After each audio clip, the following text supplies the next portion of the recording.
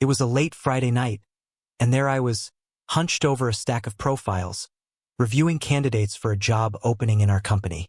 We were looking for a new regional manager for a chemical company that specialized in weed control fertilizers and water retention products. My role was pretty critical. Our whole business depended on supporting the farmers who put food on our tables. We took a lot of pride in being the first company recognized for offering 100% environmentally friendly products, which was no small feat in our industry. Recently, 2 of my office team members had handed in their notices because both of their husbands got promoted, and they'd be moving within the next 3 months. That meant I needed to fill their positions, and soon. Our sales department covered 8 states in the Midwest, places that most people just fly over without a second thought. But this year, our sales growth had actually exceeded expectations, which was a huge win for us. Linda, my executive assistant, popped her head into my office and said, "Tom, all 8 candidates have confirmed their interview times for Monday. I'm heading out now, so good night." With that, she was off. Every Thursday, I traveled to one of the states in my region to meet with the local sales teams, and on Friday afternoons, I'd head back home. This schedule had its perks, like giving my wife her own night out with her friends. Between paying for a babysitter and the peace it brought her, it was worth every penny. Plus, my regular visits with the sales reps had really paid off. I hadn't lost a single team member in 8 years. A pretty solid track record. After today's trip, I still had a bit of time to go over a few profiles before heading home. The company had been pushing me to hand off these visits for years, but I always resisted. I liked the quiet time on the road. It was a nice break from the hustle at home with my know-it-all wife and 3 kids. That drive gave me a chance to recharge, and it saved our branch from hiring another sales manager, which was no small thing with our tight budget. Our kids were now in junior and senior high school. My eldest daughter, who was my pride and joy, was set to graduate this fall, and had even scored a full ride to Southeast Missouri State University. My youngest had just turned 16 and was already studying for her GED. She was always a go-getter. My wife, Emma, had been an executive assistant district attorney since before our youngest was even born. Recently, she'd been offered a new position with the federal government, which she accepted without a second thought. They seemed to really value her no-nonsense, tough-as-nails style, and the pay was double her current salary. She would have been crazy to pass it up, and she was set to start in 4 months. Despite being around my age, Emma had never remarried, though rumors swirled. Some people assumed she might be gay, but I never put much stock in the gossip. For years, my parents had been gracious enough to take all 3 of our kids every second weekend of the month. They believed it was important for my wife and me to have a little time to ourselves, and honestly, they were right. Those weekends gave us the breathing room we needed to stay connected. Without them, who knows? We might have ended up like so many other couples, divorced. Their help was, hands down, the greatest gift they could have given us. Our eldest, Julia, had just landed a summer position working in a senator's office in Washington, D.C., before starting her undergrad in political science. She was thrilled, and we were beyond proud. A while back, my father had actually bought DNA testing kits for all 3 of our kids through Ancestry with my okay, and submitted them. He was curious, thinking it might be fun to see if there were any unexpected family connections waiting to be uncovered. We knew there'd only be a match if any relatives had also submitted their DNA, but it seemed like a harmless little adventure. Julia even decided she'd surprise her mom with the results, though we knew they could take 5 or 6 months to come back. This weekend, we were off to Nashville, set to visit the Grand Ole Opry and come back on Sunday. My wife, Emma, had organized this trip herself, wanting to create a new memory for us to add to our journey together. Emma and I had first met during my last year of college at a soccer game. I wasn't playing. I was one of the nameless workers selling overpriced food to the crowd. Emma, the coach's daughter, had free tickets to every game. One night, she got into an argument with her boyfriend, and somehow I got dragged into it. She shoved him, he shoved me, and I tumbled down the concrete stairs. Next thing I knew, I was in the hospital with 25 stitches on my forehead. Emma must have felt guilty about the whole thing because she started visiting me every day. She even met my family before I'd fully regained consciousness.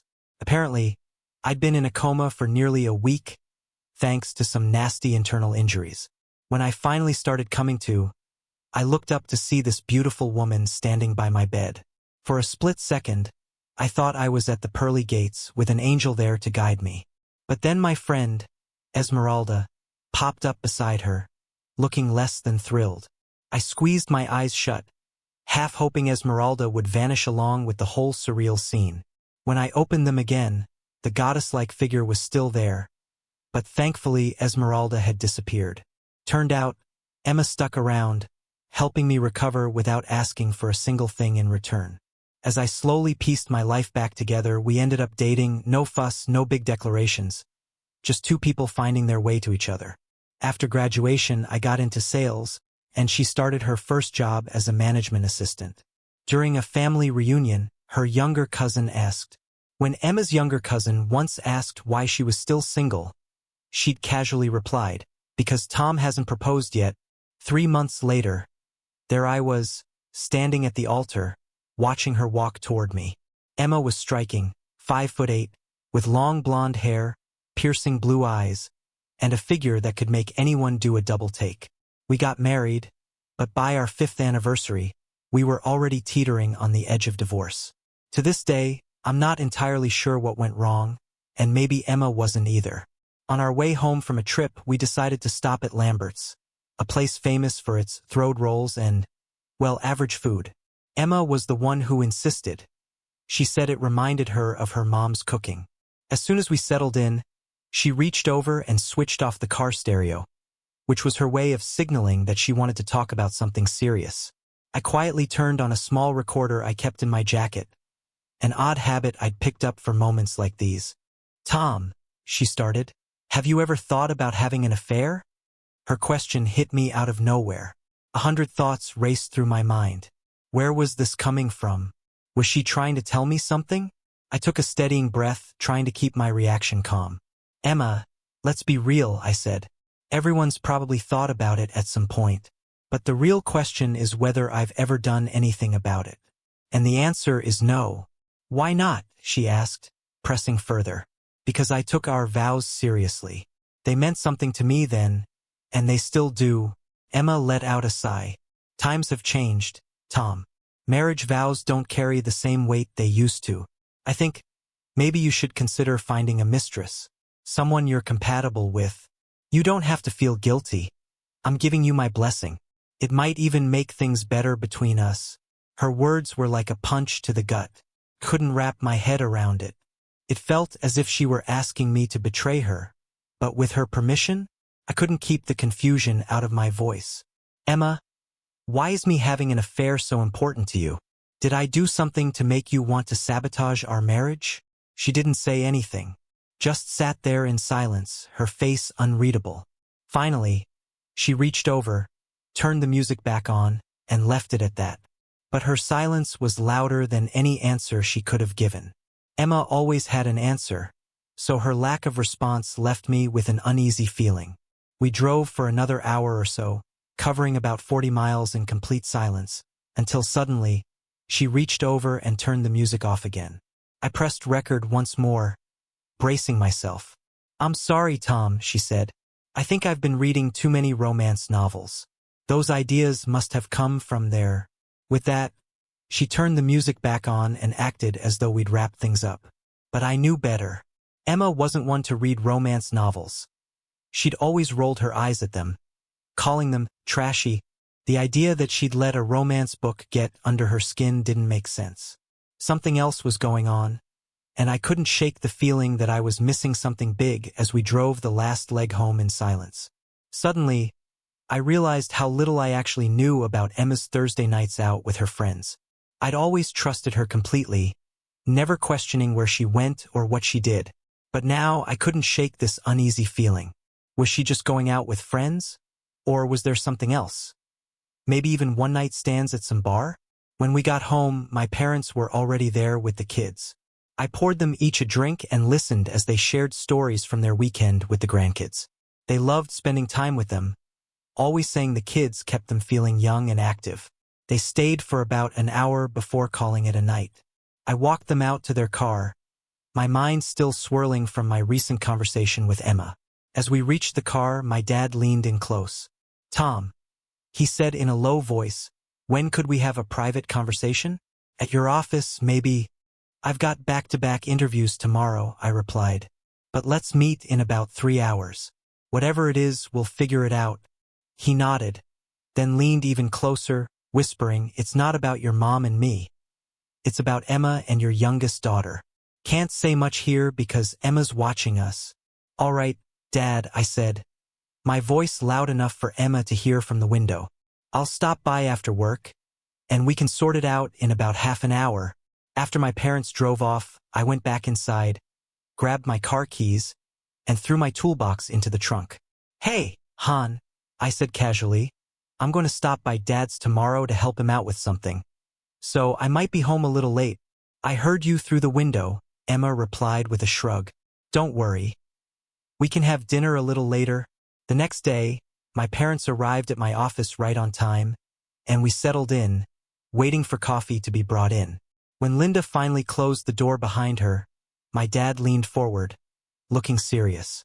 "Tom, first off, I owe you an apology for that little prank with the kids' DNA kits," he said quietly. "But here's the thing. They found a match for Lisa.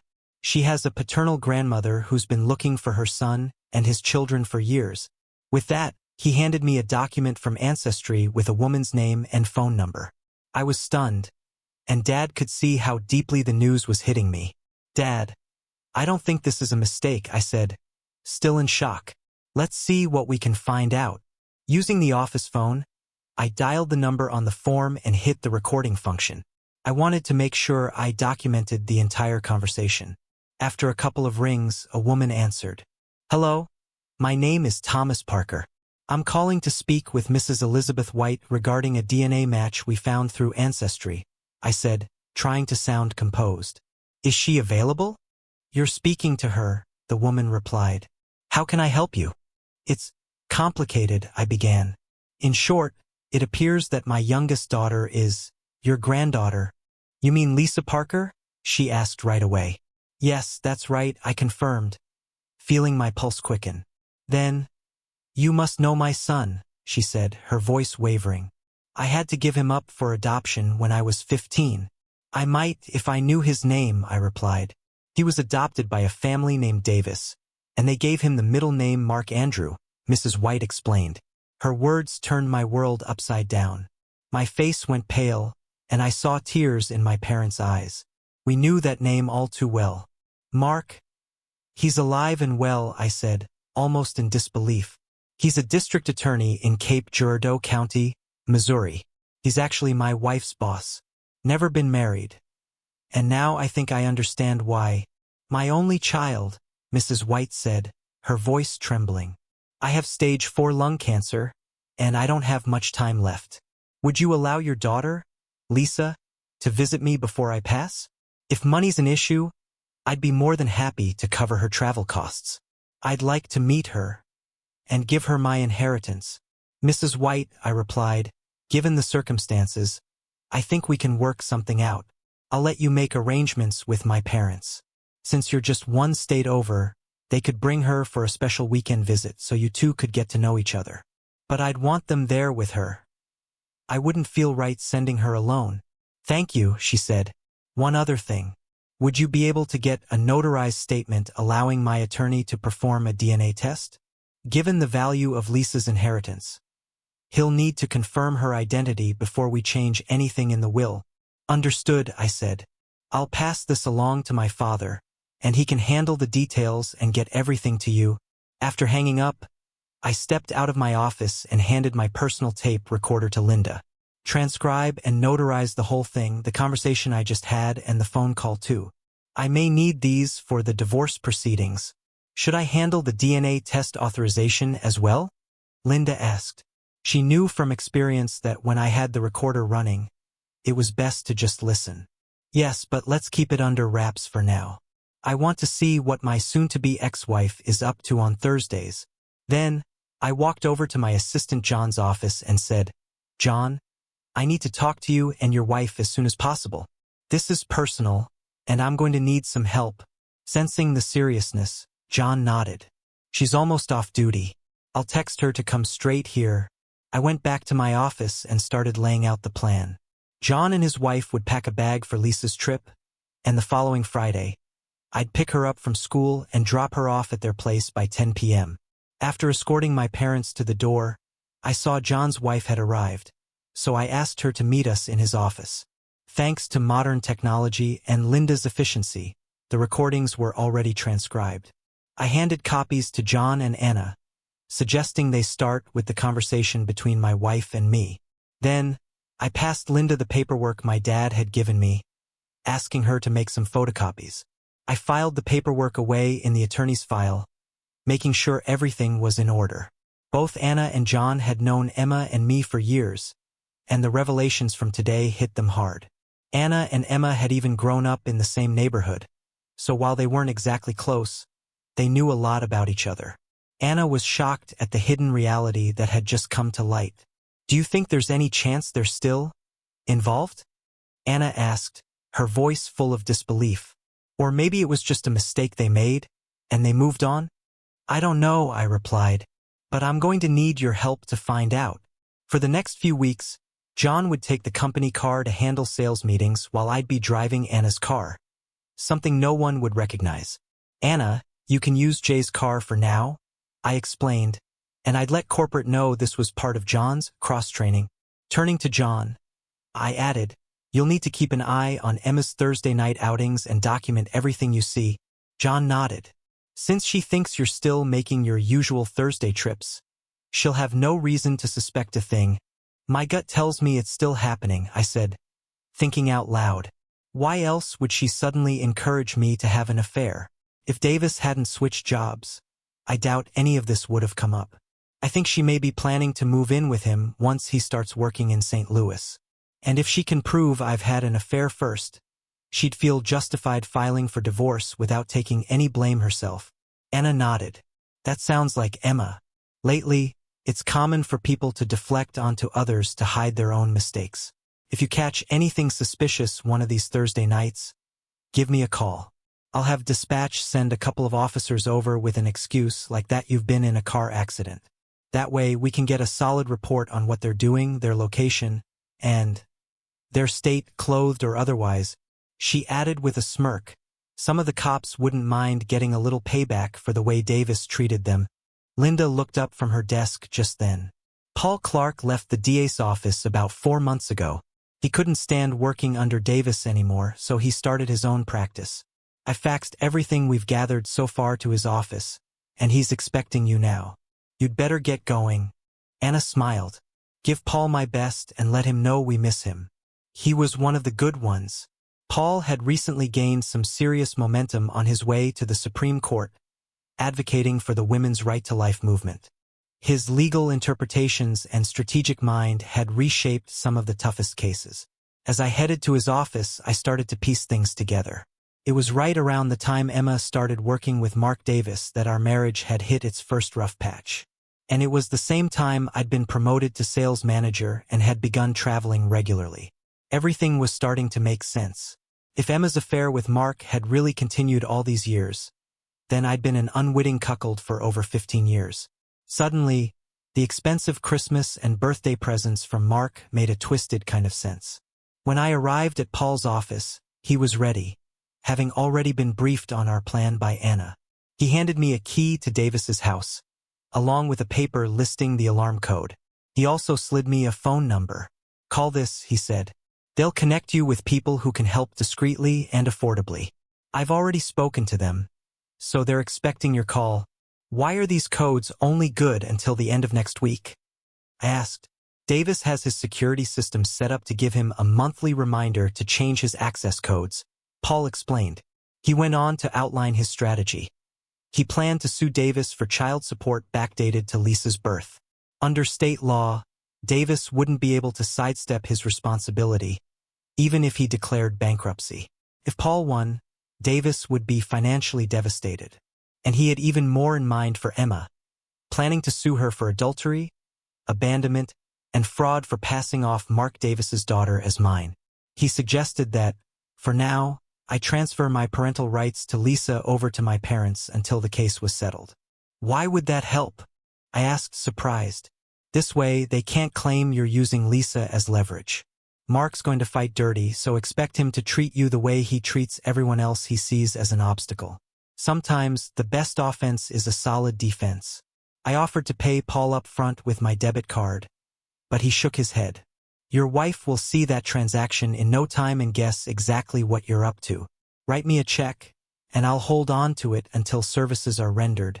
Leaving Paul's office, I felt a strange sense of clarity. He was giving me every possible advantage and the time I needed to piece things together. I got the impression Paul had a personal stake in bringing Mark down.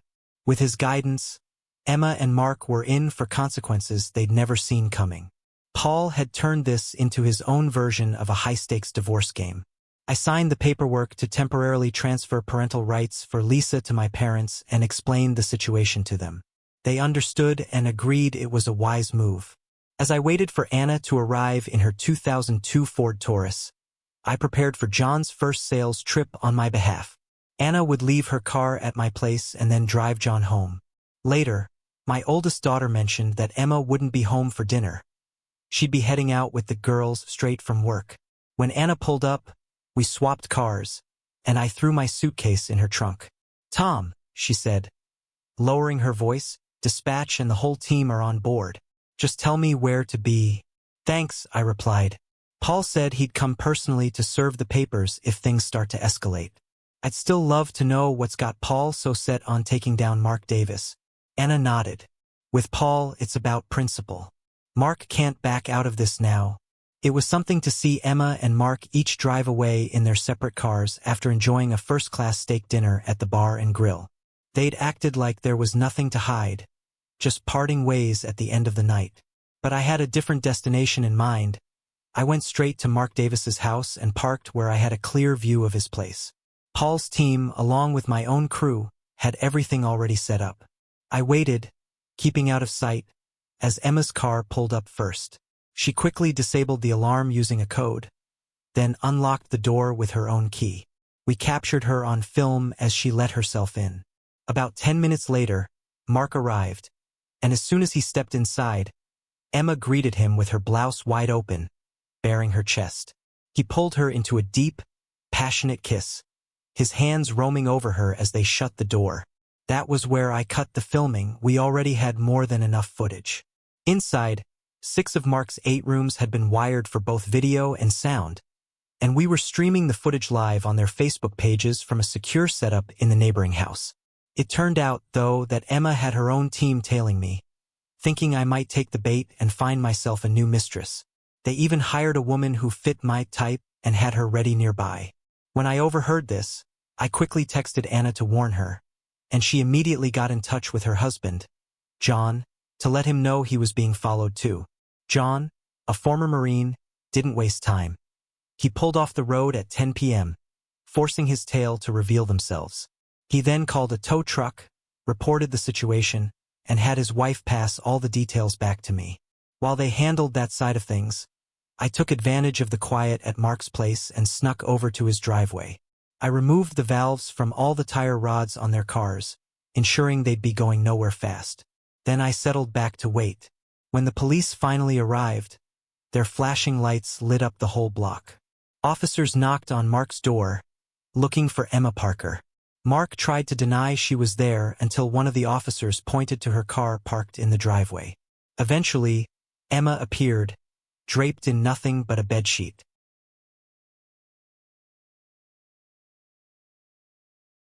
Mrs. Emma Parker, one officer announced, your husband, Thomas James, was involved in a car accident near Little Rock, Arkansas. Your parents suggested we might find you here. Emma's face went pale, and I relished that moment. The police left not long after, but by then we had the entire exchange recorded and streamed live on Facebook, evidence that would be hard for them to talk their way out of. Around midnight, I got a call from my oldest daughter, Julia. Daddy, she said, her voice worried. Mom isn't home yet, and her phone keeps going to voicemail. I'm really worried about her. Mom never stays out this late.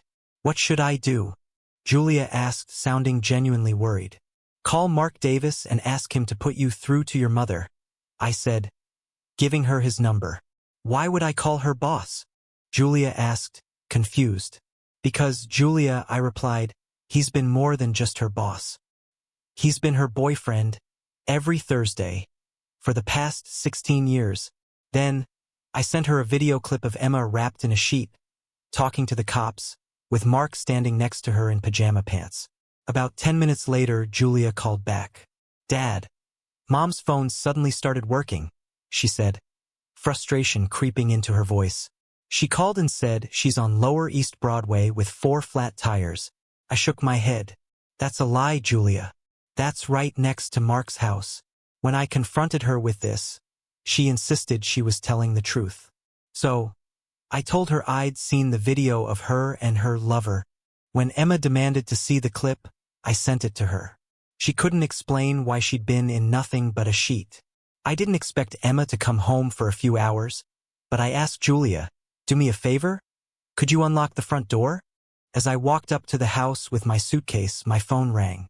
It was Paul Clark, so I put the call on speaker. Tom, Paul said, I just served them both at Mark's house. Your wife and her lover are now legally barred from coming within 500 feet of you or your kids. I'll notify the Cape Girardeau Police Department before I head home. If she shows up, even just to get her clothes, don't talk to her. Call the police. Got it, Paul, and my oldest daughter heard it too. Thanks, I said, then turned to Julia. Can you open the garage so I can pull Anna's car inside? Julia nodded. Is that why the locksmith came at 6 o'clock to change the locks? Yep, it was a last-minute call, I explained. I had Kathy handle it. Once things started falling into place, I knew we'd need the extra security. Julia looked at me, clearly curious. What started all this? The DNA test your grandfather sent in through Ancestry. It matched Lisa with her biological family, I explained. Grandpa told me about it at work on Monday, and when I followed up, we discovered that Mom's boss, Mark Davis, is her biological son. She gave him up for adoption when she was just 15. Julia's eyes went wide, and she lost her temper, but I held her until she calmed down. Once we'd both steadied ourselves, we moved to the kitchen to talk quietly. I played her a recording of a conversation I'd had with her mother on our drive back from Nashville. Hearing her mom's own words was an eye-opener. Why would Mom want you to have an affair, Dad? Julia asked, confused. To offset the consequences of her actions if they ever came out, I explained. It's almost ironic. Her suspicion led us right to the truth. Just then, we heard a soft knock at the door. Since I wasn't supposed to be home, Julia answered. A police officer was standing there. We stopped the cab your mother was in, he said, and reminded her about the restraining order. She's been warned. Julia and I spent the rest of the night talking, agreeing that, going forward, Emma had some hard choices to face. Mom could have been a writer with the way she spins stories, Julia said, still in disbelief. I can't believe she had an affair with the same man for over 16 years. How did none of us see it? It was easy to miss, I replied.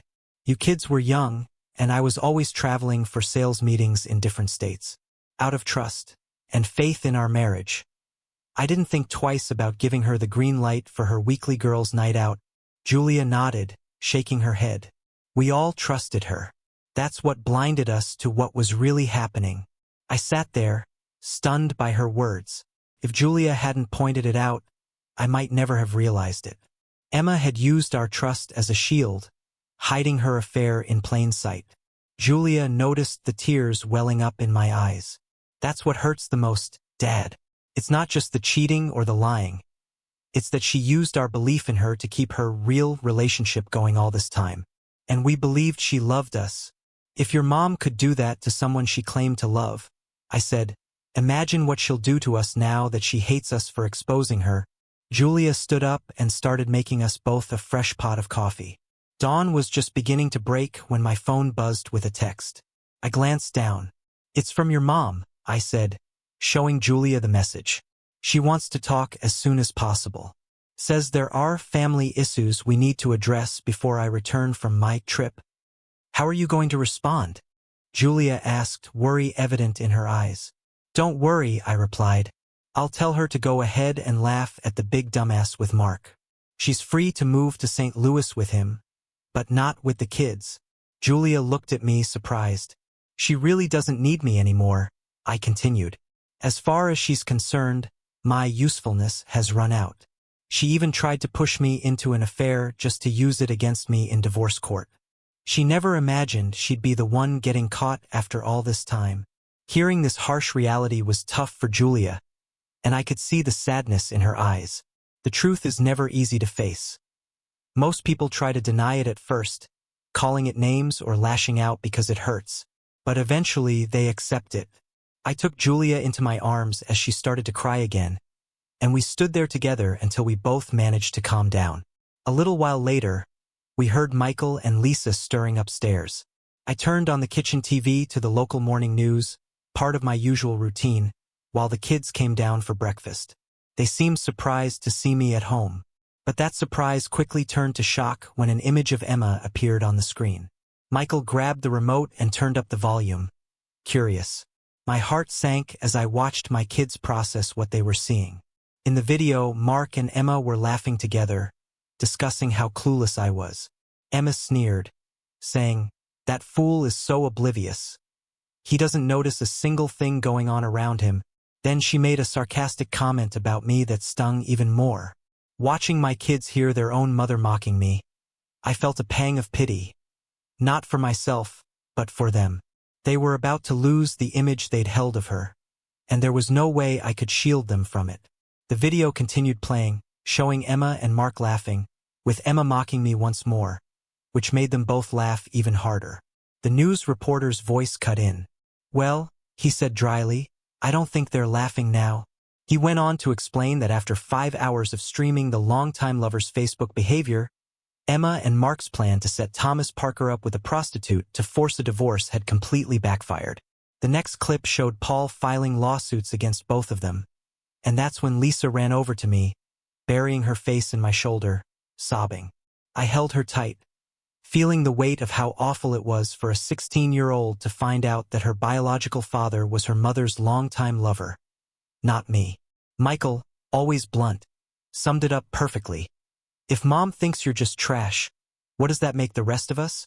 Once Lisa calmed down, Julia and I carefully explained to them both what had been happening since we'd returned from Nashville. I called their school and arranged for them to have Friday and Monday off, some time to process and adjust to this new reality. Just as we were about to start breakfast, Lisa looked up. "Dad," she said quietly, "the chief of police is on TV." That got everyone's attention. We turned up the volume again, and the announcer stated that both Emma Parker and Mark Davis, our district attorney, were facing criminal charges. A task force was even being formed to investigate further. As I listened, it struck me how public exposure forces people to confront the behaviors they hide behind closed doors. Hypocrisy runs through society, and many people turn a blind eye until it's splashed across the headlines. After we finished breakfast and cleaned up, I gathered the kids around the table. I handed each of them a copy of the letter my father had received, then turned to Lisa. "Lisa, your grandparents are coming to pick you up soon. They'll take you to meet your biological grandmother, who has terminal cancer. She's asked to meet you, and there's a good reason for it. But it's best if she explains that part. I want you to know that no matter what, you are my daughter, and you always will be. If you have questions, you can ask your grandparents." Julia stood up and offered to help Lisa pack, and I called my parents to let them know we were ready. As soon as the girls left the room, Michael asked quietly, "Dad, how do you stay so calm through all of this?" "I don't know, son," I replied, taking a deep breath. "I'm constantly struggling to keep my cool. But remember, if you ever face something like this, you have to be strong for the people who depend on you." With that, I called my parents, explaining the latest developments. They reassured me they'd be here as soon as they finished loading their car and would bring Lisa back safely after she'd met her grandmother. As I watched my daughter leave with my parents, it dawned on me that this experience was changing my relationship with my son, bringing us closer in a way I hadn't expected. I prayed that Lisa would return feeling loved, and that this meeting would bring her a sense of closure.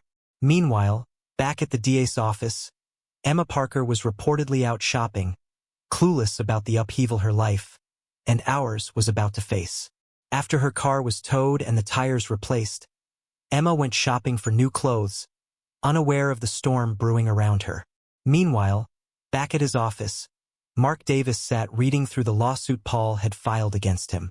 Despite not having a direct DNA sample, the evidence had biologically linked him to Lisa, leaving no way for him to deny he was her father. The staff had also learned the truth about his and Emma's long-running affair, which was quickly turning into a political nightmare. On top of that, the hidden story of Lisa Parker's parentage was now public knowledge. Under recent expansions in fraud law, withholding material facts qualified as deception. With this in mind, Paul filed a civil suit against both Emma and Mark, making it clear that I'd been deceived for years. Nearly every lawyer Paul consulted agreed that we had a solid case. Given Paul's courtroom reputation, few wanted to go up against him. By the time he presented his case, he'd often left his opponents without much of a defense. The details of their scheme, live-streamed on Facebook for hours, had now made front-page news, as had their attempt to ruin an honest man's life for their own gain. A scandal magnified by Mark's position in the community. Emma had just left a clothing boutique she frequented when a woman recognized her and bluntly asked if she was, out of her mind, to think things wouldn't end badly. When Emma asked what she meant, the woman smirked and said, "You've been the star of a Facebook reality show for at least 5 hours." Shocked, Emma rushed back to Mark's house around 1 p.m., where a service company was finishing up. Mistaking her for the homeowner, they suggested she reset all the security codes. Only after they left did she realize she hadn't signed off electronically to verify their work. Growing increasingly anxious, Emma called Mark and urged him to reconsider his move to St. Louis. When he asked why, she muttered about things getting complicated. Both of them knew Mark's new job was a political appointment from the higher-ups, but now she feared it might all come crashing down. She poured herself a cup of coffee, then sat down with a copy of the divorce petition I'd filed. The first blow hit as she realized that her own words, her suggestion that I should cheat, had likely made me suspicious in the first place.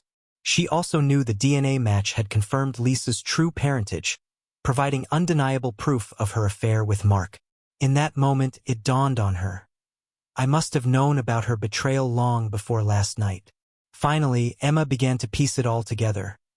I had been the one pulling the strings from the very start, revealing layers of her life she'd kept hidden for years. Emma took another sip of coffee just as the doorbell rang. She set down her mug, walked over, and opened the door to find Mr. Carter, the neighbor Mark had always disliked. He held out an envelope thick with documents. "What can I do for you?" she asked, trying to keep her voice steady. With a grim smile, Mr. Carter replied, "Your husband, Tom, used my apartment as a base for his operations against you and Mark last night. I was happy to help him, since Mark got my son the maximum sentence for a first-time offense. Now, here's the thing. This envelope is going out to everyone on your side of the family this afternoon." He paused, letting the words sink in. Tom wanted to know if you're still laughing at him. Without waiting for a response, he turned and walked away, leaving Emma standing there, stunned. Back in the kitchen, she opened the envelope, finding it filled with photos. One by one, she saw pictures of herself greeting Mark at the door, letting him in, and the two of them locked in intimate moments in the living room. Even the police officers who'd arrived later were captured in the background of some shots. Tom's team had covered everything. At the back of the packet, the last page held a message from Tom, reminding her that making these details public could lead to serious consequences. Her plans to force him into a submissive divorce had completely unraveled. Emma's eyes moved over the note Tom had written. He'd left it dated from last Sunday, the day we got back from Nashville. "Emma," he'd written, "when we came home, I started to realize you'd been trying to set me up for a divorce. Since then, I've been trying to understand why your love turned to hatred. Now I know you blamed me for what you thought was missing in your life. You felt trapped, resentful of the family you'd chosen, and you wanted back the carefree, single life. That's why you turned to him every week, to escape from a marriage you hated, if only for a few hours. The only reason you stayed married to someone you despised was that Mark didn't want the responsibility of raising children, not even his own. And, with your opinion of me, there's no way you'd leave the kids alone with someone you thought was worthless. Your pride wouldn't allow it. So, you chose a life of deliberate lies. Every day that you and Mark got away with it, your contempt for me grew. You thought I was a fool, an idiot, someone you could laugh at behind my back. How many times did you mock me to him? Did you inspire him to make love to you by humiliating me? The part one can't forgive is what you both did to our children. They'll carry this for the rest of their lives. I can't fathom how you and Mark found it funny to play with our lives, treating us like we were just pieces in a game. Emma's hand trembled as she read Tom's words, then recalled the news reporter's closing remark. Are you still laughing at Thomas Parker now? Sickened, Emma looked down at the evidence in front of her, and a flood of realizations washed over her. This life she'd kept hidden was now exposed for everyone to see. She'd never imagined this outcome, and she certainly hadn't considered the damage done to the people she'd claimed to love. Meanwhile, I sat with Julia, Michael, and Lisa, watching as the story of their mother and her lover's scheme, now fully in the open, unfolded on screen. The painful truth was out, and there was no going back. It was painful watching our children come to terms with the fact that their mother had joked about how easily she could destroy me. Our son, Michael, summed it up best when he said, "If Mom thinks you're just a piece of trash, what does she think of us?" I haven't asked them about their future relationship with her, but honestly, I don't think one exists at this point. It was her and Mark's blatant contempt for me that led us here. Well, at least now we both know who's really laughing. You've left me with the reputation of a hapless fool. Maybe tonight, you and Mark can toast your victory. As Emma read these words, her hands shook so violently that she dropped the paper. She looked bitter, furious, and hateful. To anyone watching, she appeared like a mother who cared for no one. Neither her children nor her husband, but only herself and her own desires. Finally, her sobs broke the silence. Tom's note had managed to destroy her credibility without a single harsh insult. Instead, everyone who read his words simply saw the truth of her behavior. Tom was right, it wasn't about love. It was all about self-preservation. And while Mark had pressured her to leave long before Lisa was born, their plan had been to wait until Lisa graduated high school to avoid complications. But Mark's new job had sped things up, making it clear that Emma wasn't laughing now. She bent down, picked up the divorce petition, and continued reading. Each page was a fresh blow. Among the lawsuits against her was one for fraud, given her concealment of Lisa's true origins. The claims included emotional and mental abandonment, adultery, and defamation. When she saw the amount Tom was demanding in damages, she felt sick to her stomach. If he won, she and Mark would be financially devastated for years. The petition stated outright that Tom could no longer be dismissed as a fool. While all this was happening, Saturday was chaotic for me and my two older kids. From early morning till late afternoon, family members came by, offering food and support. Emma's parents, her siblings, and their spouses, even my own brother and sister traveled in from out of town. Everyone struggled to make sense of it, wondering how they could have been deceived by Emma for so long. They all agreed that what they'd seen on social media revealed her true, malicious intent. Later, Emma's father and I stepped out to the patio for a breather. He handed me a cold beer. "Thomas," he said quietly, "let him go. We'll keep everyone inside so you can have a few minutes to yourself. Take your time." He stayed with me while things settled. After a moment, he added, "Isla and I are going to change our will. What would have gone to Emma will now be divided among the kids." I nodded, grateful for his support, knowing that our family was coming together in ways we hadn't expected during this difficult time. "Your 3 kids will be well taken care of," he continued. "Emma may be our daughter, but I'll never forgive her for what she's become." We just finished clearing up the house when my dad called with an update. "Lisa met Mrs. White," he said. "The resemblance is clear. You can see the family connection right away. Their meeting went well. Mrs. White was curious about everything going on with our family, and she got Lisa to open up about her feelings, which is good because she's been bottling things up, Dad added that the lawyer had collected the blood sample needed and had invited him for a private chat afterward. He asked a bit about Mark Davis, so I filled him in on what we know. I also learned Mark's biological father is serving a life sentence for murdering his mistress's husband. Mark would have inherited from his biological mother if it weren't for Lisa's connection to her. "Don't worry, Dad," I replied. "Paul Clark got a court order barring Mark from coming within 500 feet of us." Dad went on to explain the day's events. "We stayed at Mrs. White's estate as her guests. Your mom was pretty honored to be treated so graciously. Lisa's decided to stay with Mrs. White for now, and I can't blame her. We both like her. She's got a sharp mind, and her lawyer said he hadn't seen her smile in years. Here, I'll put your mom on." Mom came on the line. "Tom, I got a chance to talk to Elizabeth alone," she said. "She wanted to know what kind of son you were, so I gave her the full story, being as honest as possible. She and I had a long conversation about what's happened this past week. She respects the way you handled things and thanked us for guiding her on setting up her estate. She plans to leave everything in a trust for Lisa, with you managing it until she turns 25.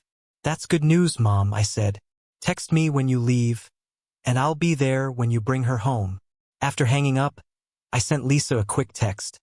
"We all miss you." Then, I messaged Dad. "We've got everything in order here." Soon after, JN and Anna arrived in my car.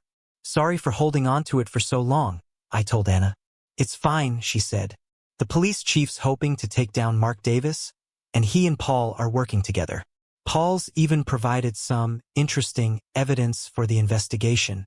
When I returned to the office, I could see the staff looked worn out. John pulled me aside. "I gave them a general rundown of the situation," he explained.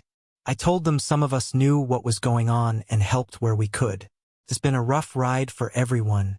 The kids are still struggling too," I replied. "I'm taking Monday off to give them time to adjust." Anna asked, "Have you heard anything about Emma?" "Not since Thursday night," I replied. "I figure she and Mark are busy focusing on themselves. Their actions have made it crystal clear how little we matter to them." Just then, my youngest daughter called. Early Sunday morning, Lisa called to ask if she and her grandparents could stay at Mrs. White's until late Monday. I gave her my blessing, as long as her grandparents were fine with it. She thanked me for making her go. "Why's that?" I asked, curious. "Mrs. White helped me understand that none of this was my fault," Lisa said softly. "She made me see that Mom's choices are what brought me into the world, and that's not something I have to feel guilty about. She helped me realize we were all innocent victims who didn't deserve the mess Mom and Mark left us in. I love you, Daddy," she added before hanging up. On Monday night, Julia, Michael, and I watched as my parents pulled into the driveway.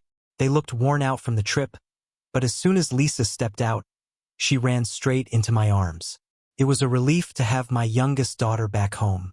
Dad opened the trunk to grab her suitcase, and Michael jumped up to carry it to her room. Then the kids headed to the family room to catch up, while my parents and I went to the kitchen for some fresh coffee. As we sat, they shared their impressions of Mrs. Elizabeth White. "She was calm when we left," Dad said. "Meeting Lisa and knowing she accepted her meant a lot to her." Mom then pulled an envelope from her purse and handed it to me. "Her lawyer gave me this, following Elizabeth's instructions," she said. Inside, I found a check for $50,000 and a short letter. Elizabeth thanked me for allowing her to meet Lisa, saying she had already lived beyond her expected time when I first contacted her. She confirmed that the DNA results showed the biological connection and complimented how we'd raised Lisa. "Use these resources to get through this difficult time," she wrote, "and hold on to your values." I handed the letter to my parents to read, realizing that we'd likely helped fulfill a dying woman's final wish. Over our coffee, I filled them in on everything that had happened while they were away. I told them that, emotionally, we'd put the worst of it behind us and were ready to start living normally again, beginning tomorrow. The rest of the week went smoothly. Emma tried calling each of the kids, but each time she was told not to contact them again. Meanwhile, corporate headquarters was thrilled that I was no longer out of the office for weekly sales meetings and had begun searching for a new sales manager. For the first time in a decade, I found myself actually sitting in my office, going over the monthly sales numbers. Just then, Linda poked her head in with a look of excitement and whispered, "It hit the fan." I looked up. "What now?" Linda came in holding a letter. "Apparently, your latest letter to Emma was published on a Southeast Missouri newspaper's website," she said. I went to the site and found it in the Speak Out section. Linda leaned over, reading it with me. As Linda read the letter over my shoulder, I noticed tears welling in her eyes.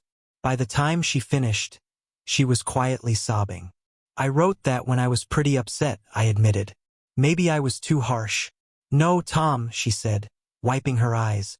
"You just stated the truth coldly and bluntly about what her long-term actions have shown. Either of them could have come clean at any time, but they didn't. Mark got all the benefits of a relationship without any of the costs." "That's what I thought too," I replied. "It's rare for people to see the real impact of someone's behavior on a family in such a public way. And for anyone who's been through divorce, it's a sharp reminder of the pain they faced before they could rebuild their lives." Then I spotted a particular comment and read it aloud. "As a feminist, I fought for equality and empowerment my whole life. What this woman and her lover did to her husband and children has deeply tarnished our movement." Meanwhile, Emma and Mark were at their usual spot, a bar and grill that was usually packed on Friday nights. But tonight, only empty tables surrounded them. When they asked their waitress why, she explained that people were avoiding them because of the publication of my letter. Realizing they'd become social pariahs, they asked for the bill and quickly left. On the way out, Emma noticed her parents at a nearby table. She approached them with Mark close behind. Her father looked up, his face a mix of disappointment and anger. "Mr. Davis," he said coldly, "I suggest you leave and let my wife and me eat in peace." Emma turned and left the restaurant in tears, finally beginning to grasp the irreversible consequences of what she and Mark had done. Back at Mark's place, they opened the website to see what was being said about them in the comments, and it became painfully clear. The public despised them. 3 months later, I sat in the passenger seat of my car as Lisa drove. We were on our way to Wichita, Kansas, having just learned that her grandmother, Elizabeth, had passed away. The estate had arranged for a private jet, so we were heading to the airport. Lisa was struggling with the loss. She'd grown close to Elizabeth, talking with her constantly since their first meeting. When we returned, Julia and Michael were there to support Lisa, and over time, this experience had brought the four of us closer than ever. Julia and Michael both encouraged me to start dating again, but I stayed quiet on that front. I couldn't shake the feeling of, once burned, twice shy. As for Mark and Emma, they had moved to St. Louis, where Mark was allowed to start his new job early, courtesy of the federal authorities. The county was glad to see him go, provided he repaid over $45,000 in questionable expenses. They downsized to a rented 2-bedroom apartment, preparing for an almost certain bankruptcy due to the upcoming civil suit. Under Missouri bankruptcy law, each could keep only $10,000. Our divorce was moving along, and it was clear they were beginning to face the consequences of their choices in full. The divorce was finalized according to state law, with Emma required to pay child support while the kids were still in school, along with 50% of their living expenses if they chose to live on campus.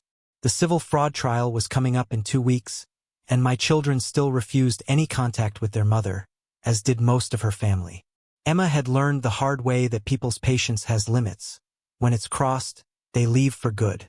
Lisa was forced to endure a brief, state-arranged meeting with her biological father, coordinated by child welfare. It did not go well for him. In front of the officials, Lisa told him that his own mother had confided to her that he, like his biological father, was a drug addict who shouldn't be trusted around any woman. Without hesitation, she declared him, her mother, and anyone else associated with their actions, dead to her. We attended Elizabeth's funeral afterward, where the lawyer revealed the full extent of Lisa's inheritance.